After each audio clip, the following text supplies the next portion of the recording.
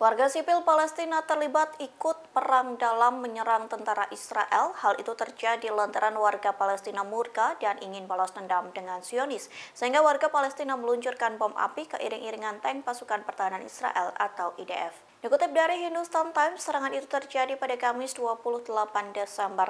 Warga Palestina murka dengan pasukan Israel yang menggerebek agen valuta asing dan transfer uang di Ramallah.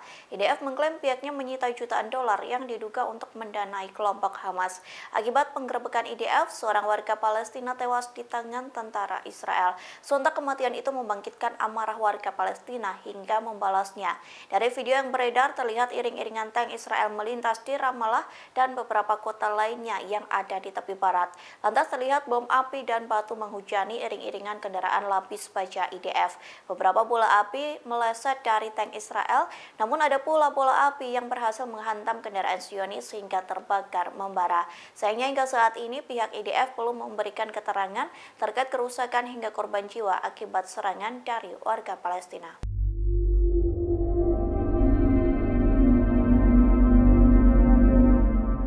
Hizbullah semakin garang dalam menyerang Israel. Tak tanggung-tanggung Hizbullah menyerang Israel dengan 100 roket dan 10 drone ke kota Krayot.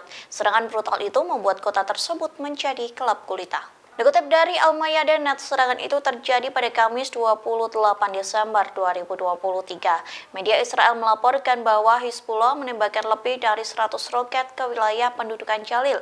Selain itu, Hizbullah juga menyerang dengan lebih dari 10 drone. Sejumlah serangan itu ditembakkan dari Lebanon yang mampu menjebol Iron Dome Israel. Sementara beredar video yang memperlihatkan sejumlah warga sipil Israel ketakutan. Mereka berlindung di sejumlah bangunan hingga pepohonan. Tak hanya itu, terdengar pula sirine peringatan yang meraung-raung, bahkan sirine itu terus terdengar nyaring seperti kiamat. Selain itu dilaporkan listrik di pemukiman Margaliot dipadamkan. Media Israel pun melaporkan belum diketahui secara spesifik kapan listrik akan dipulihkan.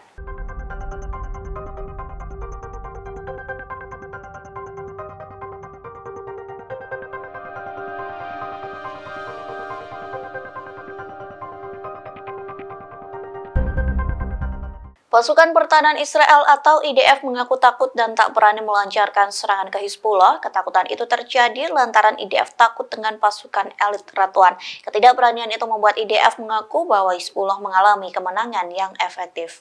Dikutip dari Al-Mayadeh.net, informasi itu disampaikan oleh media Israel. Seorang komentator media Israel yang berasal dari internal IDF mengaku tentara Zionis ketakutan. Ia melaporkan Hizbullah telah berhasil menghalangi upaya penyerangan Israel. Kondisi itu menjadikan Israel tidak mampu melancarkan perang melawan Lebanon. Pasalnya IDF takut akan pembalasan dari perlawanan atau pasukan elit Radwan. Media tersebut melaporkan jika Israel menyerang Lebanon, maka pasukan Radwan akan melakukan operasi yang lebih kejam. Mereka akan menyerang situs-situs Israel di sepanjang perbatasan Lebanon-Palestina. Lantas ia menggambarkan situasi tersebut sebagai kemenangan efektif bagi Hizbullah. Bahkan kemenangan tersebut bukan hanya kemenangan militer, pasalnya sebanyak 100.000 pemukim Israel meninggalkan wilayah perbatasan dan membubarkan bisnis mereka. Kondisi ini memperburuk ekonomi Israel.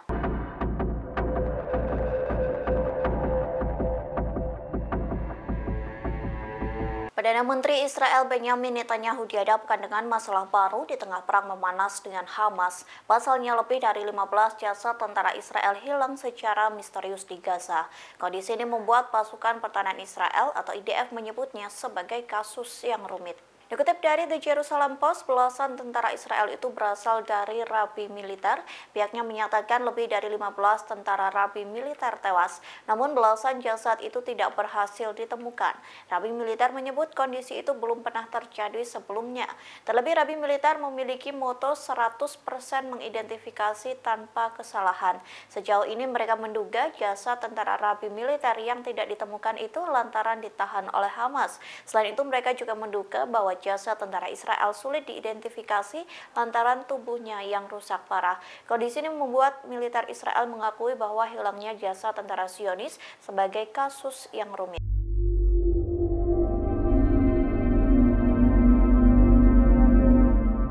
Tentara Israel terus mencoba menyusup ke terowongan Hamas yang berada di jalur Gaza. Kondisi ini membuat tentara Israel terluka hingga tewas, namun bukan diserang Hamas. Sebaliknya, tentara Israel tewas justru dibunuh oleh tumbuhan. Dikutip dari The Jerusalem Post, seorang tentara Israel tewas dibunuh oleh tumbuhan yang berada di terowongan Hamas. Dilaporkan tentara itu terinfeksi jamur berbahaya yang ditemukan di jalur Gaza.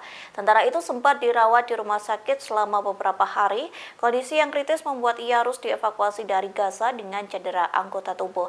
Namun sayangnya infeksi itu terus menggerogoti tubuhnya hingga tewas. Sementara dilaporkan lebih dari 10 tentara Israel lainnya terinfeksi jamur berbahaya selesai 2 minggu berada di jalur Gaza. Masyarakat penyakit menular Israel dilaporkan akan mengadakan diskusi mendesak pada minggu depan. Diskusi itu dilakukan dengan para ahli epidemiologi dari IDF dan Kementerian Kesehatan. Mereka akan mengamati kasus baru terkait tentara Israel yang terkena penyakit menular akibat infeksi jamur selama pertempuran di Gaza.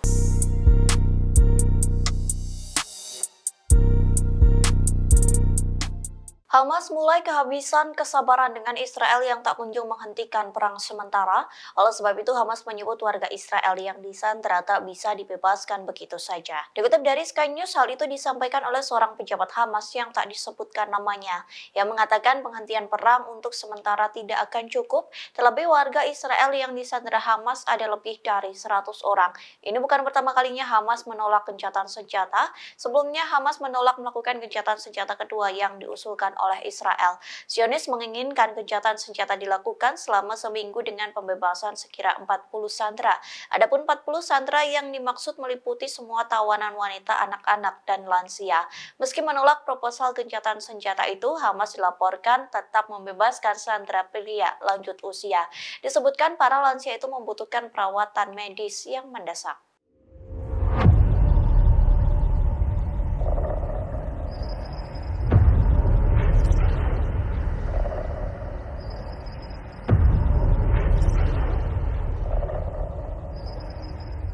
Elit militer Israel mulai terpecah dengan kabinet Israel. Kondisi ini membuat Perdana Menteri Benjamin Netanyahu membatalkan pertemuan.